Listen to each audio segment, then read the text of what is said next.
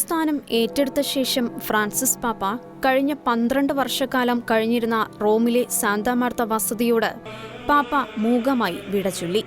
സാധാരണ മാർപ്പാപ്പമാർ ഉപയോഗിക്കാറുള്ള അപ്പസ്തോലിക വസതി വേണ്ടെന്ന് വെച്ചാണ് സാന്താ മാർത്ത കാസയെ തന്റെ ഔദ്യോഗിക വസതിയായി ഫ്രാൻസിസ് പാപ്പ തിരഞ്ഞെടുത്തത്.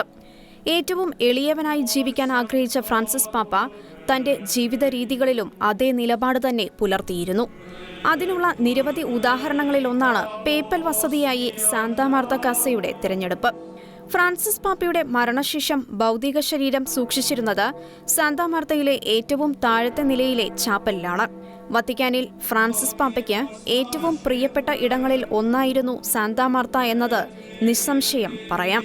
ഇന്ന് വത്തിക്കാൻ സമയം രാവിലെ 9-ന് ഫ്രാൻസിസ് പാപ്പയുടെ ഭൗതിക ശരീരം പ്രദക്ഷിണമായി സെന്റ് പീറ്റേഴ്സ് ബസിലിക്കയിലേക്ക് എത്തിച്ചു.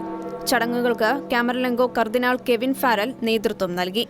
തന്റെ ഔദ്യോഗിക വസതിയോട് ഫ്രാൻസിസ് പാപ്പ മൂകമായി വിട പറയുന്നതിന് വിശ്വാസികളും സാക്ഷികളായി.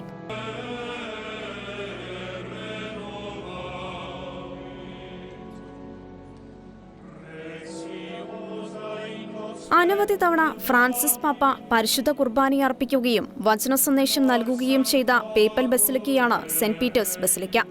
ഒപ്പം ബസിലിക്കയോട് അനുബന്ധിച്ചുള്ള സെന്റ് പീറ്റേഴ്സ് ചത്തുരവും ഏറെ പ്രധാനപ്പെട്ടതാണ്. കോവിഡ് മഹാമാരിയുടെ കാലത്ത് ഫ്രാൻസിസ് പാപ്പ ഒറ്റയ്ക്ക് ചത്തുരത്തിലൂടെ നടന്ന് ഉർബി എറ്റ് ഓർബി സന്ദേശം നൽകിയത് ലോക മനസാക്ഷിയെ ആഴത്തിൽ തൊട്ട നിമിഷങ്ങളായിരുന്നു.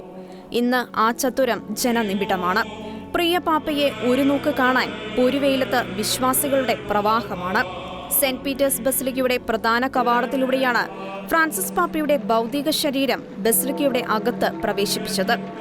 12 വർഷത്തോളം ഫ്രാൻസിസ് പാപ്പ പരിശുദ്ധ കുർബാനയെ അർപ്പിച്ച ആ ബലിവേദിയുടെ മുന്നിൽ തന്റെ ഉദ്ബോധനങ്ങൾ ബാക്കിയാക്കി പാപ്പ മടങ്ങാൻ ഒരുങ്ങുകയാണ്.